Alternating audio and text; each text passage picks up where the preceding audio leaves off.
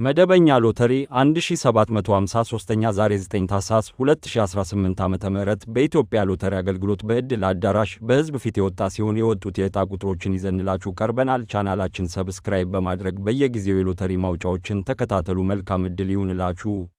ከ0 እስከ 3 ድረስ ያሉ የሎተሪ ማውጫ ቁጥሮች እነዚህ ናቸው።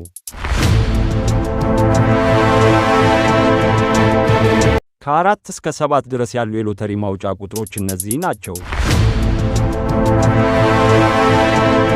ከ7 እስከ 9 ድረስ ያሉ የሎተሪ ማውጫ ቁጥሮች እነዚህ ናቸው። ሙሉ የዕጣ ቁጥሮችን ከዚህ በመቀጠል እናቀርብላችኋለን።